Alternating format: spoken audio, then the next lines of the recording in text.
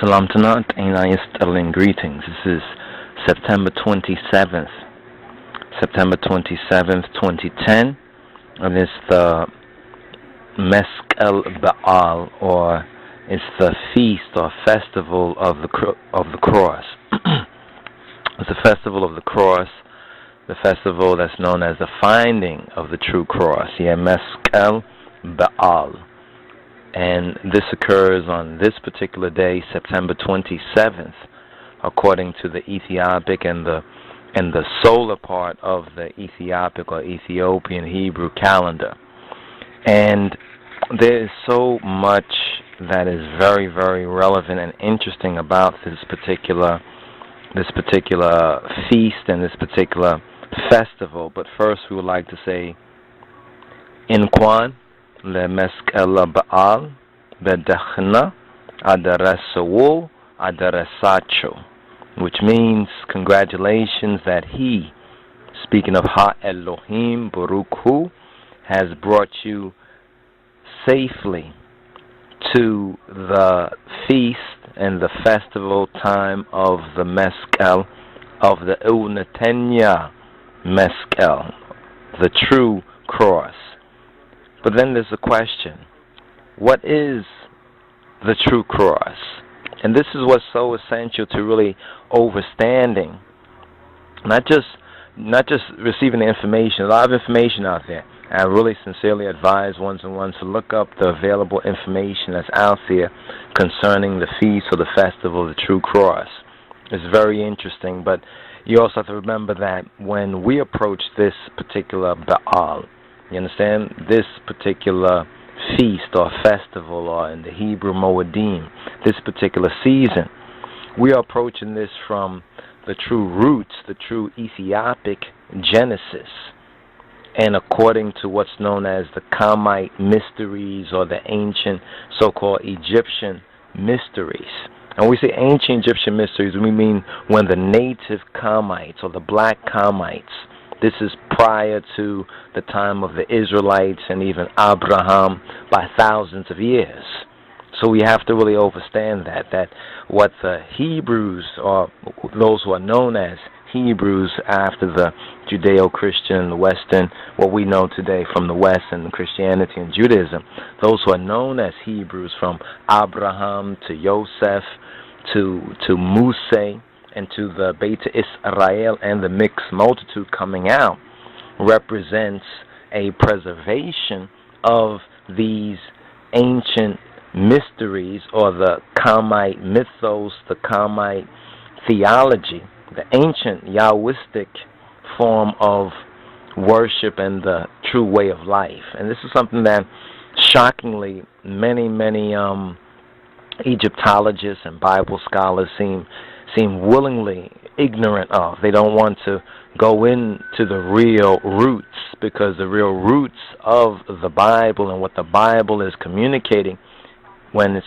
rightly interpreted, links with the Ethiopic genesis.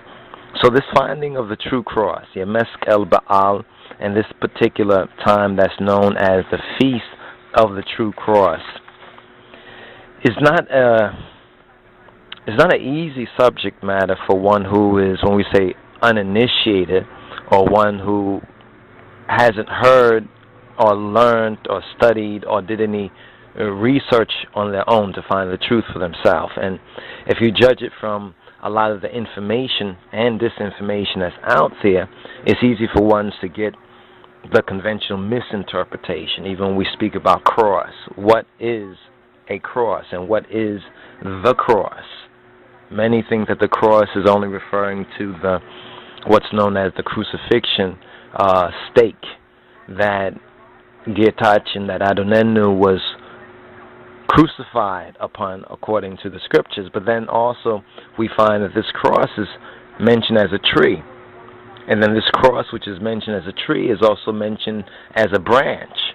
So we have the wood of the cross, and we have the tree and the tree of life. But then this is all the more or less a mundane manifestation. When we say mundane, we're saying the worldly. So there's actually three levels of interpretation of this. And these three levels are very important to really fully understand, and we hope that we have an opportunity to go into that in an orderly and in a way that can help to provide those who truly seek to learn the half of the story that wasn't told, the truth about the matter. So we're not trying to rush into a really detailed teaching on it, because we first of all will have to touch on the different aspects of it. So first we have to touch on, well, what is cross? What's the word in the Ethiopic? What's the word in the Koine Greek? What's the word in the Hebrew? What is the scriptural relation? And then we'll have to touch on, in other words, what we're doing is starting from where we're at. What do we know about crosses today and cross today? Most of what we know about cross today is based on disinformation, it's based on counterfeit Christianity, it's based on what we call the Borg Jesus and Caesar's Christ. Even with the whole finding of the true cross, if you do a little bit of research on it, you will find information that relates to finding of the true cross to Helena or Helena and her son Constantine, the first supposed Roman Christian emperor, supposedly. This is where a lot of the information, even from any Ethiopian sources or the Ethiopian Orthodox Church sources, will go as far back as that, but yet the real roots of this particular feast and festival or finding of the true cross in the ancient Ethiopic and ancient Ethiopia, it was actually known as the hiding of the true cross. So the real origins to this actually predate the Helena and Constantine story of the finding of the true cross. So it's very interesting. In fact, when you really look at the finding of the true cross from an enlightened and informed Ethiopic mind and Ethiopic perspective, the first thing you'll recognize is that it's an inkokalish, what we call a riddle. It's a misale or mishle. It's a parable. This means it's based on ancient mythos, logos, or ancient story of the logic or the word that you probably know as mythology. Now, mythology, as we know, has gotten a bad name in the Western disorientation and misinterpretation. So when we say that the Bible is mythology, some people get it twisted. They think that we're saying that the Bible is false. No, we're saying because the Bible is mythology and many don't recognize that fact, therefore their interpretations and opinions are based on folly and false, because they're not going to the true Ethio-Hebraic or Ethiopic Hebraic roots and the Kamite or ancient Egyptian. When we say ancient, we like to emphasize this. When we say ancient Egyptian, we mean prior to the time of Moses and the Exodus.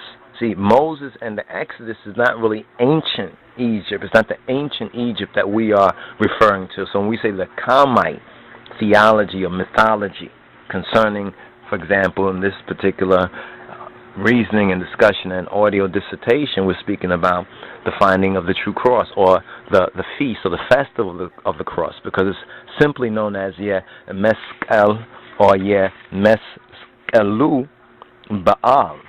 And meskelu Baal is the feast of actually his cross. Whose cross is it? It's the Savior's cross. But yet, how deep is this particular feast and festival? An important work to study and read and to study is the works of GERALD Massey. We wanted to do actually a video basically in praise of GERALD Massey. I know some may find it shocking. Why are you going to praise GERALD Massey? Wasn't he another white boy, a peck of wood, or like some people would say that? But hold up for a moment.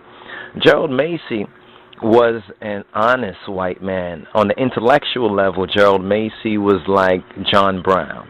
In other words, as John Brown was or is accepted and believed to be that one who stood up for black rights or the enslaved Africans, even at the cost of his own life, on an intellectual level, and especially vis-a-vis Egyptology, Gerald Massey is likewise. Gerald Massey, at a time which was before his time, openly opposed the false white supremacists and global white supremacy's